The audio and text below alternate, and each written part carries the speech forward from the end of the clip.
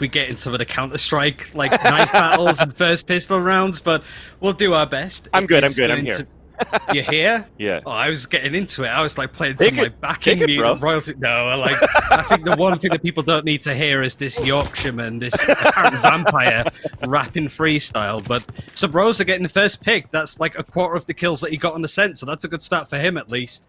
But look how aggressive this defense is. Drone is just going all the way in, gets the kill onto Shinobi, and this is kind of what I mean. TSM already a lot more comfortable on bind than he ever did on the scent in that last map. And it starts so well. 3-man push towards Catwalk, rotate back for Broza waiting at the U. 2 kills with the Ghost. We put the wall up, we get the spike at least. No, the Molly's on the ground. Mitch burns. That's a flawless round of 4K for Sabrosa. No spike plant and a pistol round. Flawless for TSM. And also TSM without the Sage. So this is less than just a one-map strategy. This is the map that, like, I don't necessarily think TSM took influence from it, but on the other side of the Atlantic, this is the map that Fabrican very much liked to run without the Sage. This was the first team that really did it. The people were like, what are they doing? What is this? Like, this Morpheus, like, they're beginning to believe, and it just sort of seemed to work out super nicely. But it is just because of these executes, and what it is all about is really just playing retake, because you have such an aggressive lineup without the Sage. You have the Phoenix, the Raze, the Sova. The controller's there to sort of control the stem of operator spam that you will gradually see as this game goes on. To be fair, we didn't really see it on Ascent, to be honest, which is puzzling, but in EU, it's double initiator, it's the Breach and the Sova, and it's just super aggressive. So right now, you're just going to see Team Solomid play relatively passively, maybe even let the spike go down, and then just retake like that. Cutler can sit back a little bit, let Tens run at him, and he's just going to outfrag him because he has that kind of utility. Well, at least get the spike down. We have a Shark Dart coming through as well. Should be an easy defuse coming across. Look at Wardell. He doesn't care. 13-1 last bam. I'm going to bunny hop through the Molly. I'm going to try to find you, Vice. And Vice now forced to fall back. It's going to be the defuse coming through. I think at this point, because I guess he invested on that 500 credits for that Ghost, pretty much an impossible task for them to win. So he's going to save that into the next round. 2 unanswered rounds now for TSM, going into the third, where we won't really see a big upgrade coming in for the defender side. And this is pretty much a perfect start, I suppose, for TSM. Almost getting the same amount of rounds, as we saw on Ascent. So, like I said, this is just where you expect them to sort of pipe up a little bit more. Cloud9, attacking first is going to be difficult for them. Their defense was solid, obviously, on Ascent. And when it came to the attacking side, they didn't really need to do that much when it came to getting, like 3 rounds maximum. So, that's something going to be more challenging, I suppose, going on to bind. Attacking. Defending isn't, the stalwart best side to be on. But it's all the plays that Cloud9 need to make. It seems that Team Solomid are prepared. Case in point, Wardell getting the operator shot into Relics. That's right. And the other ones haven't really seen an upgrade, right? We saw 2 Spectres, going in for TSM as well, and they have a 3-man stack towards his B sign because Wardell could pretty much hold it on his own. One thing that's different here that I kind of like is that usually I always see Cutler playing as the Cypher, but he switched over to a Raze, as you mentioned before here, Ryan. And this is interesting because they don't have trap wires, they don't have information as well. So yes, there's one thing about playing Sageless, but there's also one thing playing Sageless and also no Cypher for extra information. And I like how aggressive Sabrosa is trying to play towards the bathhouse. Vice is there, though. Molotov's going to break him apart a little bit, but is going to gradually start to push ahead, making it... Tens is just played super aggro. He's been caught off every single time, but this time it's Mitch. Wardell's positioning is good. That's a third. He can't fight close range when it comes to Tens being right up in his grill. Vice has opened up things a little bit more in this 2 versus 3. The spike isn't planted, which allows time for this rotation to come in. Vice is still taking these engagements, beats Hayes, even with the delayed paranoia. He's going more aggressive. Now it's a clean 1v1 with Tens. You've got to say he might be able to take it. And he won't. Drone gets the headshot there with the Bulldog. He's looking for the operator at the same time, too. It was almost lost, a 5 versus 2. For TSM. Some nice shots coming in from Wardell. He's angry coming in. You can hear him screaming while he's getting those kills through the team chat. But because Tens was so close, he was in the middle of a reload, he had to go for a no-scope. And unfortunately, look at the draw with the RNG. He didn't hit it. It would have been super nice for a highlight reel, but it did not happen. But at least getting that 1 versus 1, a nice attempt from Vice and from Tens. It's still going to be a 3rd unanswered round here for TSM. What I want to see, sort of like 6 months to a year in the future is like a supercut of all of these times that Wardell just shouts complete obscenities, just like a really fast supercut of all of the stuff that he comes out with, because it's rugged, but it's beautiful. It's art. I'm pretty sure when he speaks, I listen. That's to say the least. But right now, this has been good for TSM. Perfect start, similar to how C9 started on Ascent. Cloud9 not really having the guns. It's going to be Sheriff C. Have been able to get a little bit of damage in, and they're putting Drone under a little bit of pressure in his position, but the double peek with Haze is going to be good. They have the two flashes, even putting that in there, but Cutler gets the first pick of the 10s, who thought that he was covered up by the smoke. Nice placement, and this just looks easy now for TSM. Yeah, and why? Because also, as the operator, there's not really much being thrown at him in terms of blocking his vision. But everybody's winning fights. This is looking to, I think it's close to a team ace at this point. Every single person so far got a frag for the team here for TSM, leaving only one more. Looking to be hunted down by, and to Shinobi. He's spotted now, but Sobroza gets the kill. And that was an eco coming in for Cloud9. Nothing really you could really pull out of it for Cloud9, or nothing you could say. For them to lose that round. So hopefully into this one, when they have that money, things might be a little bit different. Yeah, not really. Too much could be done. Maybe just getting a kill to ruin the economy a little bit, but when you've won 4 rounds in a row, you can pretty much buy any gun that you want at this point. Curious to see if any other members of TSM have picked up operators. It is just going to be Wardell for now, not going to be bolstering up these big sniper guns in multiple places. But to be fair, that's the good thing about watching a good operator player play, is just they change up their positioning, they play aggressively in some places, they move to the B site and then the A site. It's very difficult for C9 to predict, C9 to predict exactly where TSM are going to be holding with this operator, and that's a lot of intel scouted out. Yeah, oh no, a collateral from Wardell, a third shot onto 10s. They're moving in from the short A right now. He's clearing in towards this cubby up the short A. By the site, it is going to be the Silva just on the other side, and he connects 4-4, looking for the ace so we can donate to the United Way of New York City. Vice is the last one to go here, rotating back as the spike is down. It is going to be an impossible feat for him right now. Who is this guy? Like, this isn't even Valorant. This is just Wardell's mind. He's just dominating that much. Drone opening up the kill for Wardell to get the ace still. That's exactly Wardell's why like, give it to me, there. give it to me. He's shouting at his team. You've never heard anything like this. I don't think he's streaming, but I think I can hear him all the way from Europe. That's the ace. That's how it's done. This guy don't miss. This guy don't miss. That it was such a nice round there for Wardell.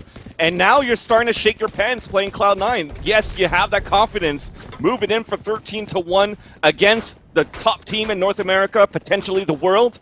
And you're coming in with so much confidence into the second one, and now you're just getting thrown around the map like nobody's tomorrow. They're just getting wrecked right now. So the morale, I would think that it's kind of low. They need to step it up now. Relics and Mitch and Shinobi, who all had, strong games, decent games on Ascent. Like I said, they weren't top fragging, they weren't on 10's level of territory, but they won a lot of these engagements. But this is the problem. It's that inconsistency. This is the difficult thing about Cloud9. Do we get new players when we know that these players can sometimes pop off against the best in the world? Or do we get players that could just fall apart like this? That's the tricky thing that Cloud9 have to deal with at the moment. And it would be a shame to lose out this game in this fashion, because it just means that Cloud9 yet again have to struggle with a decision on how to play these players and what to do with them. Yeah, and I like how it was flushed out, but let's talk about the action a little bit, because they're starting very soon. So Broza has the orbital strike. He's forcing the push towards him at you. He only gets 1 kill, though. It's traded off by Mitch. They are moving forward inside the site for Cloud9. They put the wall up as well, but it's going to be a couple of clouds being thrown. Close range too. I don't know where the wall wasn't there actually for them to plant. Oh yeah, it was there. They got broken down, and then they're just getting picked off. The res is going to come up at least. Mitch looking for that kill, but Drone lines both of them up. You know what? I really don't think the wall went across the whole way, because from the way that I saw Mitch's position, he boosted himself up behind a double stack, and they really just wanted to plant through the double brim smoke, and as that dissipated, it was out in the open, and the ass of the Sova was actually showing for Cutler. He was just exposing himself there. Like, for a wedgie or frag, it doesn't really matter, but like, it was just a non-reaction. It was very nonchalant of, oh, the wall died behind me. I'm just going to continue planting. I'm not even going to look. I'm just going to pretend that they're not there, and then they won't be. That's how I get this plant in. But nevertheless, Cloud9, they started off this well on Ascent, being like 6-0 up or whatever it was. Now the tables have turned. Very hot, very cold, and 10s what is that? Like, the Blade Storm coming out, he wanted to get so much done, but just ran to his death. Like, I like the idea, but the execution, not so much. Yeah, and now you can see that they're Chris on their aim too. Drone getting a nice tap in the face of Mitch. Dark Carver forcing now Cloud9 to fall back by the teleporter, but you still have a lurker towards this long A, but here is a big flank from Sabrosa as well. The lurker gets the dink onto Cutler, forced to fall back, but Sabrosa is about to come in for the kill, and it's going to be Vice, I think, still trying to move forward here. There you go. He's down. Last two guys, they know that it's going to be towards this B side because they went all around the map of A. It just looked comfortable, just being able to exploit and take all that space. Like, I could just run all this distance, get somebody behind and get that frag, and Drone and Hayes doing a similar sort of thing. They were prepared for this kind of push. They had the utility ready. Their positioning was perfect. This is the kind of thing that you expect on Bind. Bind is very much the most popular map in Europe, I think. So when this map comes out to play, you expect these teams to have set executes, set placements, where they're going to place themselves, how they're going to default on potential rounds.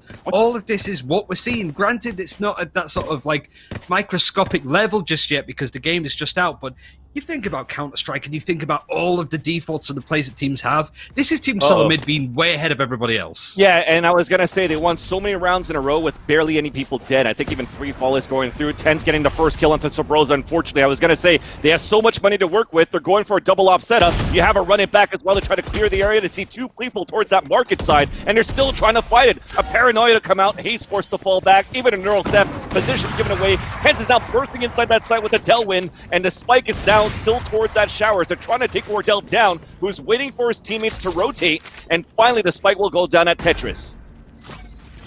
Wardell's going to slowly creep around. Not much to worry about on this left-hand side of the site. Of course, you can see the X-rays, which I love the fact that they're in the game, by the way. You can see roughly where people are. But this is the retake. This is the strength of this kind of composition. The TSM are running without the Sage. They have all of this intel, throwing out the silver arrows, throwing out grenades, paranoia, smokes, all of this stuff. Cutler kills his teammate. Doesn't matter too much, though, as the showstopper's going to come out to get the kill on Device. Knows roughly where the silver is as the Hunter's Fury just came out. Wardell's being pushed away because they're just going to stall it out. So this is going to be most likely the first round on the board for C9. Really well played to keep TSM at bay here. You got an orbital strike, a molly, nothing you can do there. Just trying to stay alive. So Wardell looking for some flashy plays, some kills, but he's going to die to the spike. He pretty much for Cloud9, he really didn't want to go for the hunt either, because of the amount of rounds that they lost in a row, the amount of investment they put into this round 2, you want to try to keep the money healthy and the buys healthy into the next few rounds here of this first half. It's not over yet though, right? It's only first to 13. It's max rounds 12, 7-1. If Cloud9's able to pick this up and gain the momentum after this map win, or this round win rather, it could be 7-4 and it's a whole new ballgame.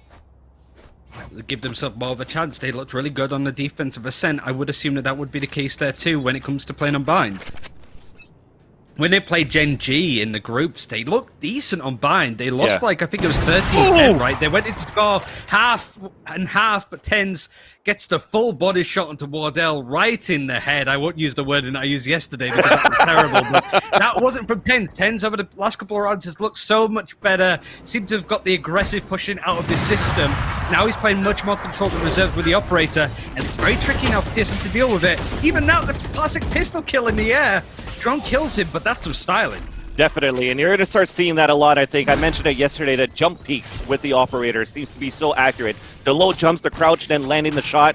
It's quick enough and it's accurate enough. As soon as you crouch and right-click and scope and get the shot, it's usually the kill. So Wardell outclassed, outmaneuvered by 10's in that round, and this gives a chance now for Cloud9 to get a second round onto the board. There's only 2 alive here for TSM versus 4. We have satchel charges coming down as well. Drone to fall. Last one is going to be Cutler. He at least gets the second kill now to 33 HP, but you see one that is so far behind. That's it. I was going to say, Relics is still so far behind at the spawn side. It's a set molly from the spawn. It's onto the spike. Gonna be impossible. 7-2 now coming in for TSM, but at least 2 rounds in a row for Cloud9. It feels that they're not just trying to outfrag TSM at this point, that they're just playing more objectively, like literally the objective, putting the spike on the site and holding off the retakes, which has been decent. It is tricky. It's a scary lineup to go against when you get that spike planted and you win a 5 versus 5 because of the intel that they can get, the smokes, the control, the damaging abilities that Raze has available to her. It's scary if you're Cloud9, you put that spike down onto the ground, then you've got to hold off against some of the scariest individual players in the world. world even there, but they played time, and there's only so much that TSM could do. There's only so much that Wardell could do if he has an operator, and everybody's just hiding like 15 feet away from him. Look at TenZ continue to be super aggressive here with a shorty. So he went with shorties on openings with an operator. So I like this because he could go for operator, somebody falls back, he dashes forward, shorty close range gets the kill, right? I could see that type of play style coming in from TenZ. You've seen the way that he's played so far in the past few matches that you've watched or casted the Jet of TenZ and Cloud9. So this could still be a doable composition in terms of guns for that agent. He's changed up his playstyle a lot more. We didn't really see that much operator at all from C9 in general when it came to Ascent. There wasn't really much need, so TenZ has changed up his playstyle to be very different to how he played it before. You can very much tell because right now he would be in the face of TSM with how he was playing those earlier rounds, but now it's not so much he's matured, but he's just playing the game a little bit differently. And right now, TSM aren't dealing with it all that well, but the damage was already done in the early game.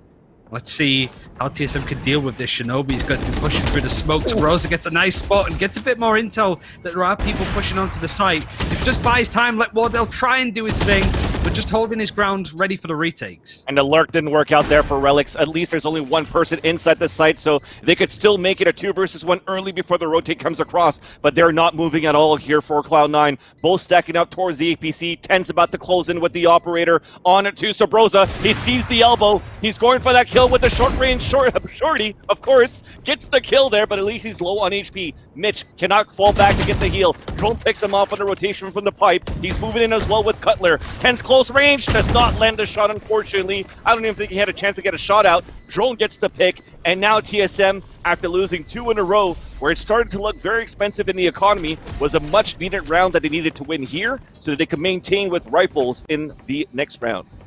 Yeah, before it gets a bit too silly for Cloud9 to pull a few more rounds. A great retake, really, there. When you have an agent like Phoenix in your lineup, you feel comfortable to be able to let that spike get planted in the first place because Drone has all of the abilities and all the utility available considering he was holding on to the B site. So it could come in, surprise people, and just TenZ's positioning towards the end was just not good enough when you have the operator and you're holding a corner that close. There's nothing that he can really do. Well played from Drone to lead by example. We saw a lot of this on the split maps yesterday where he just takes that space all for himself and has that utility. He's doing it right now. He's pushing towards B ramp and just listening for steps potentially, but it is going to be B main that the site is going to be hit by. Relics, he's going to be there to spot it. But needs to be careful of the Blade Storm in use from TenZ. Yeah, that's exactly what I want to do. They wanted to go for the Owl Drone. They want to go for the Blade Storm and work behind it. Now they're dashing across. TenZ is looking for an opener inside that site. One is going to get tagged. He misses the right click, unfortunately, but the pistol's coming out. Pace is still looking for him. Finally, he gets the kill, upgrades to a weapon through the cloud burst, trying to get some kills. But it does not work out. It's a 4 versus 4. Everybody teleports towards into an open site. They're going to get the plant. But we're going to have Sabrosa on a flank from short very soon. TenZ, meanwhile, does fall towards B side. And it's still going to look not easy for these guys to hold it. Thankfully, though, the Brimstone is still alive towards spawn. He could still throw a molly. Vice wins that fight versus Sabrosa, though. Vice gets a nice frag there onto Sabrosa. The rotation was really good from TSM. They weren't buying any of TenZ's tricks where he's trying to use himself as bait on the B side. But here comes another rotation in. The spike has been planted, so they are playing from distance. There's no Hunter's Fury, there's no mollies I think set up. Actually no, never mind, Relics had it lined up, he was just moving at the same time. He's that kind of player, can do 2 things at once. Cutler getting the blast pack kill onto Vice, but more time being bought. This is what Cloud9's been really good at, and it seems to be working in their favor, but still, Cutler gets the damage and kills everybody. Time is not on their side, the spike gets deployed. And this is their win condition for Cloud9. It's just a shame we're going into halftime after this next round. Yeah, that's right. So 8-3, a much needed round. They get it at this point. A nice round coming through. I mean, like I said, it was based off on how chaotic it was for TenZ inside that B site and everybody else pretty much of TSM on that rotation. Because as they're trying to hear the classic shots, the Blade Storm right click that miss. Hey, he's like, what the hell is he? Is he in the air or not? Everybody's just looking around. And that gave enough time actually for the rest of Cloud9 to just go through that teleport and get that spike down. Moving into the last round though, the economy's still good for at least the defenders. The attackers, you could see, there's 3 Bulldogs only as they're trying to take over this B side controller early again. All the pressure being put in, it's all guns blazing. They have the resurrect, so they can play a bit more aggro if they want to. Shinobi doesn't check that corner. There was the Phoenix right there. Drone is sat there, and he used the Eldra and didn't even look. He can't be there, guys. It's not a chance. Sabrosa doing what Sabrosa's been doing all game, just pushing through and having all of the space advice, looking down the camera at his smartphone, just probably checking some of his favorite social media apps. Just gets shot in the back of the head. There's so much that he could do. And suddenly all of this pressure that was building from C9 on the B side is just evaporated. Definitely, and now, TenZ at least gets that pick onto Cutler. Hayes moving out, though, to trade it out. As you saw the tailwind from TenZ once again. He does that a lot. Gets a kill, dashes inside the site, trying to see if he gets something else. Orbital's tried to come down. The spike is down towards Octagon at the same time, too. It's going to be a tough beat for Relics to try to clutch this 3 versus 1. Even a Molly to come down towards that hookah area, so he's pretty much stuck here in this smoke. There's even Shark Darks landing right behind him. He's in a dark cover. He's trying to come down where he doesn't make any noise, but as soon as the smoke dissipates, Wardell gets the pick with the operator, and now TSM take the lead 9-3 into this half. This is more like it. Get a good look at scores on the doors at halftime when it comes to frags. Wardell's had some really clutch moments, but it's Drone that's had the most impact there. The three-headed dragon of Sabrosa, Drone, and Wardell has had a lot more success, I suppose, on this map, certainly. Like, all of these individual players playing in very different ways, all working out clutch in important factors when it comes to playing up against Cloud9, who TenZ has done okay in places. He's still top frag in his team lineup, but only 8 frags in 12 rounds.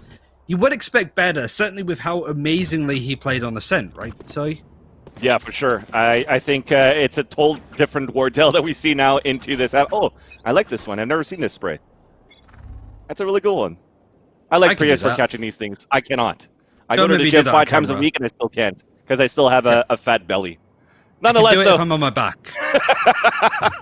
Pistol round is now underway here as we do have 3 players inside the A site, even a camera up. So that's why we're playing semi-passively here inside you and towards the back of the site, really using that camera to gain that information. They tag one first, but it's a little too late. Drone's already moved through, but it's traded off by Vice. Then Wardell retaliates. Relics is now still towards you, waiting for his teammates to rotate, and it's happening. You have a flank here from the showers, one from the A heaven, a shock dart from Wardell. That's the second one of this game. Mitch coming through the showers. Ace is now down. TenZ under heaven, and Sabrosa had no idea where the shots were coming from. And a wall and a cloudburst. This is going to be impossible. 2 versus 2. The clock is ticking down. Satchel charges being thrown. Wardell gets the kill. He's actually off the... no, he didn't get the defuse. He went off of it. Did he go off of it? I see it 29.28. I don't know what's going on. No, it's 9-4. Yeah, they got the defuse. He got the defuse. I was going to say, I panicked so hard that I was like, what are you doing? But yeah, he had enough time. It was really well played to keep control of that. Mitch's position in there, pushing aggressively to take the bathhouse, was one of the key reasons why they got that map. I think if you push onto the A site, you need to have bathhouse control more than anything. You can't all just run through there because it's too much of a bottleneck, but having your finger in as many pies as possible is super important. But if those defenders can take that space away from you, A-site already has a lot of avenues that the defenders can retake the site from you, so you just need to be really careful there. That's a nice shot there from Drone, just to try to retaliate from getting that spike defused from that previous round. That's already the first one to fall, and that is the Sova. So less information here on this retake, but Relics is going to play aggressively here on the top of the box. Gets the first kill, continues to spray through the cyber cage, and Hayes is going to run across, though, with the Spectre. So that's now 2 down, and only 2 left alive, actually, in total for Cloud9. As we're taking a teleporter towards B. This is a play. No! Everybody took the teleporter, but Cutler with the spike. So now it's going to be a crossfire setup. TenZ has a judge, and I think the Mitch is going to be able to upgrade to a weapon at least 2. Yes, he picked up a Spectre. How the hell does this happen right now for TSM? Any spikers in chat? Like, you just got to leave it there? Is it really that unimportant? Drone spots the head of TenZ, but can't really get the frag in. Mitch's positioning's nice. He's done the damage enough, and Drone is still alive. Yeah, without the spike yet again. Can you imagine? And he didn't even pick up that Spectre right next to him. Okay, that's very gutsy from Drone, actually. But I guess at that point on the 1 versus 1, you don't really want to try to show yourself as well. A fake plant. He peeks up. Mitch gets the headshot, and that is going to be a 4-on-2, won by Cloud9 by 1. Not even small mistake. It was a disastrous mistake from Cutler. I need to lay down. Like, that was just such a weird round. Like, you don't see these kind of teams make those kind of mistakes. It was just unfortunate, but teams will both move on from here, and I think this is looking decent for Cloud9, getting these 2 rounds on this defense. Now, of course, these bigger guns are going to be available to the attackers of Cloud9. Both teams going to have the bigger guns at least, but no operators available from either side. Let's see how TSM do on this defense. And man, I'm still getting over it. I really need to have a lay down after that. that really took me for a walk, that one. No, definitely. So a 9-5 scoreline now. A great job at least for Cloud9 on that previous round. Again, a 2 versus 4. Very well played there by Mitch with that Spectre, watching that pipe side on the rotation as TSM were coming in from both angles too, winning every single fight coming across. But now to start things off, Shinobi with the Owl drone that made towards this hookah, saw that paranoia. So that could be some information to say, look, there's maybe a couple of guys working towards this B sign, but you can see from this minimap, everybody from TSM is slowly walking back here towards the A, and they're looking for, I think it's going to be a 4-man push up towards short A. It's looking to be that way. And this is a lot of pressure going in. There is a little bit of room to breathe, I suppose, when it comes to the backhouse too. Gradually, the Razor's going to take it slowly. Mitch is put under a lot of pressure, but manages to survive without really taking a lick of damage. Oh, and that's no. important considering he has the Resurrect available to him. The plan for Relics is good, but it's so difficult right now. He did his job, looking though. to try and get the plant in, but Cloud9 are just stopping it from happening. That's it. That's what I'm saying. Relics, yes, he died, but he did his job. He walked through the smoke, got the kill, and then, yes, he died, but they were able to get a few trades to give a chance for them to maybe deny the plant. But unfortunately, they were able to retaliate for TSM's side, and it leaves it on a 4 versus 1. The issue right now is you could kind of see it. If you're trying to go for these execute, Ryan, toward the A side, and you don't have a Sage Wall to block up that line of sight, or even block off the cover from anything shooting forward from the side of the site, it's very, very hard to plant there. I think at this point, if you're going for these 5-man or for these 5-man agents with no stage, you need to have the brimstone smokes and not the dark cover, because there were still some gaps there on that side of how it was placed. Spike is going to go kaboom. Another big round for the attackers of TSM. First round in a while that they've got, certainly on this side as the attackers. But everything just sort of fell apart a little bit for C9. Granted, though, Tens did survive. He could give the gun that he was carried to somebody else and maybe pick up the operator. That might still be available to them, even on this side. It might be a case of a half buy. His money isn't looking all that good, so it is, yeah, just holding on to the Phantom and just follow Tens in onto the site, hopefully. Like, get a frag, pick up their gun, try to snowball as much as possible. Mitch has had a pretty decent game, too, when it comes to frags. Just one behind Tens, but Tens, you sort of expect him to have 5, 10 more kills at this point. And it might be one of the reasons, but you can only expect so much from one player to do all of the dirty work for you, right? Yeah, for sure. So now 10-5 going in here for Team TSM. We hear the Boombot heading towards the showers right now as they have one person playing close towards that closet, but the information is not going to be given away for that. At least, though, towards this short A side, Hayes does get the first kill onto Relics towards you.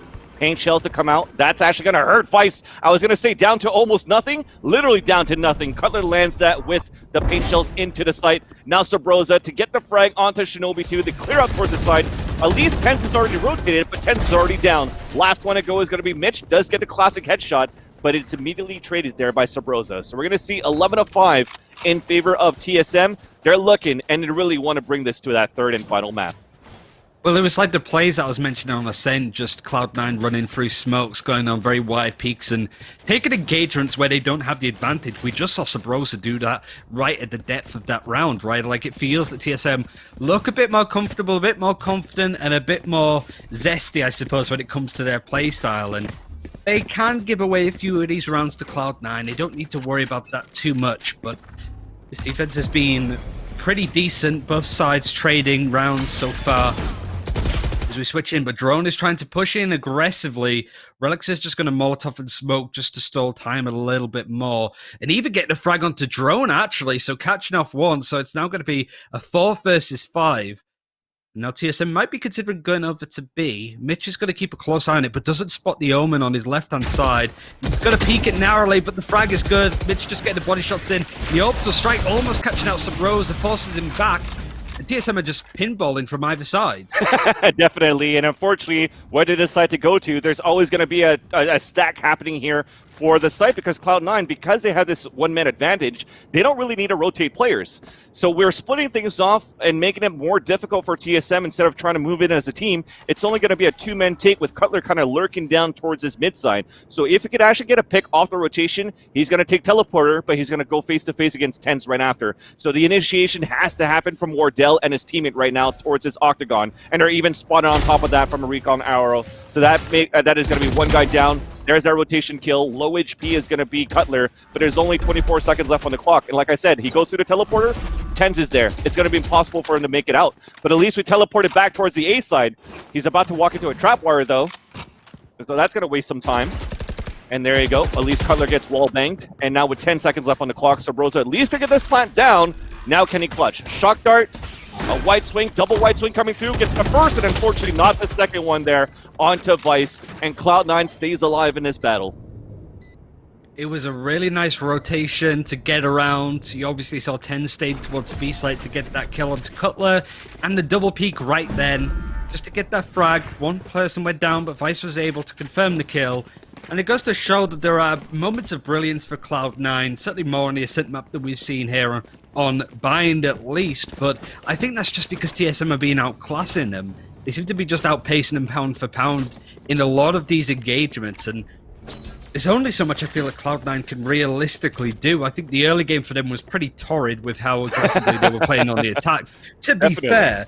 But it's kind of like the Gen G game almost, where both sides are trading from one another, looking good, but a section of the game was where Cloud9 sort of fell apart. And by then, the damage was already done. It's looking to be a similar thing here, but they are looking certainly a lot better on this defense than they did on attack. Sabrosa does have the combat stim onto the ground, so that's going to be two people walking on there, so they're trying to clear it out with the Recon Owl moving forward. But there's actually going to be 4 players already from Cloud9 in these positions at this B site. They're walking straight into a trap here for TSM. Luckily, though, they have a showstopper to work with, but he's lurking so far behind. I would have opened up with that, too. They have the Omen, so they could find some information. There you go. The Omen's inside the site. He's going to call it out. Orbital strike to say it, too. He knows that one's on a self boost. He actually goes for the full teleport to kill him to Mitch, but TenZ and Relics, because of his position, he doesn't see them towards that garden side, that there was 2 more players there, and they're all dropping like flies. TenZ now dropping the 3rd of this round, leaving out Wardell on his own. Operator shot miss, getting hunted down here by TenZ, who's still going to move forward and hate and chase after him. Shark darts as well, moving in from that Sova, and Wardell looking still. I don't know, I think he's going to try to run towards Aiden Plant. Most likely. Having the operator's not good. Maybe if there's some other gun that he can pick up, might just even save, to be honest, because getting a plant down and fighting up against 4 people, all with rifles, is just going to be too hard. So he's just going to sort of sit, get ready for the next round. I loved how TenZ played there. I remember like the first bit of gameplay that I saw from Shroud, when this game was in like the closed beta weekend before the game went into closed beta, and it was the whole like playing Jet, getting a frag, moving, using utility to change up your positioning, getting another frag, using utility to move again. That's exactly what we saw from TenZ, and it's super important. I don't know why we're getting so much. Look at that face. That man has seen some stuff right there. That's signature observing from the Prius right there. Just get right in his grill, see what Wardell's looking at. Maybe even hear some of the things that you might be shouting if you get that close too, maybe. But like that's Jet. Like I think Jet very early on in the career, like certainly in the closed beta tournaments, Jet wasn't used all that much, but now she starts to be picked up. You have Mixwell over in EU, you have Ardis over in EU too. All of these like Jet operator players. Mm-hmm. Granted, it's like Wardell that we usually see with the operator, but TenZ there with a rifle shows that this agent is one of the best. And if you have the right kind of player, putting them on Jet is the way to win some of these rounds and some of these games. Yeah, some people thought it was going to be that Reyna because it was going to be that self-heal, that dismiss to devour to get information as well too. But somehow Jet just getting those cloud bursts, right? It's easy to kill, tailwind to back into safety. So just some players that are good mechanically could definitely use this agent as Jet to their advantage. This round though, 5 players alive for both of these teams. It's a very slow-paced round. A lot of respect now given from TSM onto Cloud9, but finally the first gunshots are ringing through the walls of Hookah as a couple are spotted. But Drone still staying for a bit while the other ones are falling back as the spike is still down towards A. Ooh. A dink coming through the wall though from Drone. That's going to put Jet, the 10s down to 58 HP. Hayes is clearing out showers. You know they're going to finish towards this A side. Face to face very soon as Relix is pushing forward and Hayes has a better angle. There you go, the headshot. He's now down. It's only going to be one player inside this site. He's going to call that recon arrow. He knows it's going to be a full execution towards A now. Vice is trying to hold it towards you. Shinobi meanwhile falls down and Satchel Chargers are coming through across as well. And Sabrosa lands him through the cyber cage. The flank already comes across from Mitch though. It's traded off. I'm trying to give you this microphone, Ryan, but everybody's just dying one by one. And it is the map point for this second map for TSM. Sometimes these teams just need to frag it out. Sometimes it isn't like, okay, let's peak at the same time. It's just go, go, go. This is a deathmatch server now.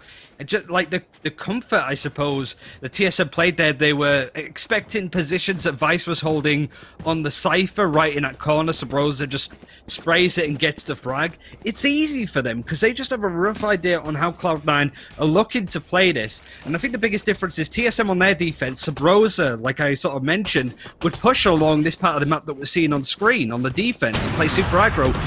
Kind of like Relix tried to do there, but I guess Sabrosa did it better, is basically how I would describe it, because Relix gets punished there by Wardell, and this is looking to be the map of TSM. The worst part is that recon arrow hit Wardell in the chest, so it was on him the whole time pinging, but I think he got the kill onto Relix just before. So that Showers is now into position, into control. Oh, a nice wall bang, and a Hunter's Fury to come out. He lands it onto Vice, trying to connect here onto Jet, and he does a double kill onto Tens with the Hunter's Fury. We're now moving inside this A site with 4 players alive versus 1. And where's that res? It's going to be way too far right now for Mitch to try to get a res for his teammates. It's pretty much sealing a deal unless Mitch can pull something out of his you-know-what and only has a Bulldog to work with.